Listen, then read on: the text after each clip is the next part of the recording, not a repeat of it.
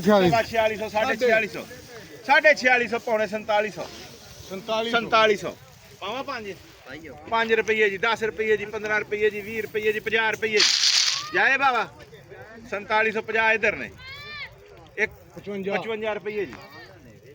1 2 3 ਲੈ ਹਜ਼ਾਰ ਮਹੀਨੇ ਤੋਂ ਚੌਧਰੀ ਸ਼ਬਦ ਕਿੱਧਰ ਗਿਆ ਪੇਮੈਂਟ ਜੀ ਬੀਵਰੀ ਟ੍ਰੇਡਰ ਜੀ 3000 ਰੁਪਇਆ ਜੀ ਖਰਾ 3000 ਰੁਪਇਆ ਫੈਸਲ 3100 3200 ਰੁਪਇਆ ਚੰਗੀ ਫਸਲ ਵੇਖ 3200 ਰੁਪਇਆ ਜੀ 3300 ਰੁਪਇਆ ਜੀ 3350 ਰੁਪਇਆ ਜੀ ਸਮਾਨ ਹੈ 3350 ਰੁਪਇਆ ਜੀ 3400 ਰੁਪਇਆ 3450 ਰੁਪਇਆ ਜੀ 3500 ਸਵਾ 3500 ਰੁਪਇਆ ਸ਼ੇਖ ਬਾਬਰ ਦੇ ਨਾਲ 1847 ਜਨਾਬ ਅਬੀਬ ਰਹੀ ਲੋ ਸਾਨੇ ਆ ਲਓ ਜੀ ਬੋਲੋ ਜੀ ਇਹ 1847 ਆ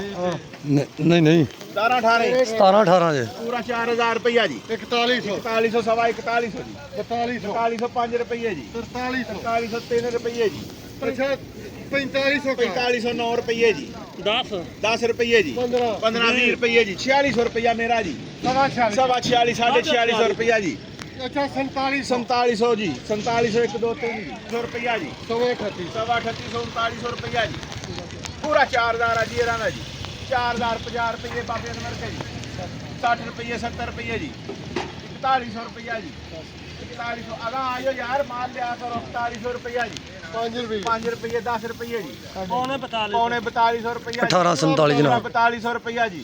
ਸਵਾ 4200 4250 ਰੁਪਇਆ ਜੀ 1 2 3 ਇਹ 50000 ਰੁਪਇਆ ਘਟਣਾ ਆ ਲਿਖਿਆ ਜੀ ਹਾਂ ਅਸੀਂ ਦੋ ਦਾ ਸਾਨੂੰ ਵੀ ਸਾਹ ਚੜਿਆ ਨਹੀਂ ਨਹੀਂ ਇਹਨੇ ਕਿੱਲੇ ਲਾ ਲਈਏ ਬਾਬਾ ਮੈਂ ਦਿਨਾਂ ਦੀ ਇਹ ਕਿੱਧਰ ਹੈ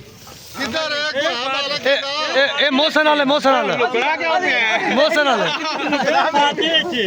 ਲਓ ਜੀ ਸਰਕਾਰੀ ਬੋਲੀ ਹੈ ਜੀ 2000 ਰੁਪਇਆ ਸਾਈਆਂ ਦਾ ਮੁੱਲ ਜੀ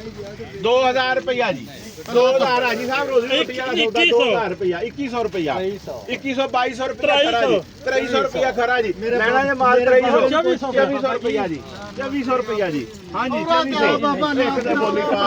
2400 ਰੁਪਇਆ ਜੀ 2400 2500 2500 ਇਹ ਜਨਾਬ ਟ੍ਰੇਲੀ ਭੜੀਜੀ ਹੈ ਤਾਂ ਵਾਸਤੇ ਨਾਲ ਇਹ ਹੋ ਰਿਹਾ ਜੀ ਆ ਜਾਓ 3800 ਰੁਪਇਆ ਜੀ ਜਨਵਰੀ ਦੇ ਕਾਰੇ ਦੇ 4200 ਰੁਪਇਆ ਜੀ 4400 ਰੁਪਇਆ ਜੀ ਸਵਾ 44 4500 ਰੁਪਇਆ 1847 ਸਾਢੇ 4500 ਰੁਪਇਆ ਪੌਣੇ 4600 ਪੌਣੇ 4600 ਰੁਪਇਆ ਜੀ ਅੱਛਾ 4700 ਬਾਹਰ ਪਹਿਲੇ ਮਹੀਨੇ ਦੇ ਕਾਰੇ ਦਾ 4700 ਜੀ 1 4702 4703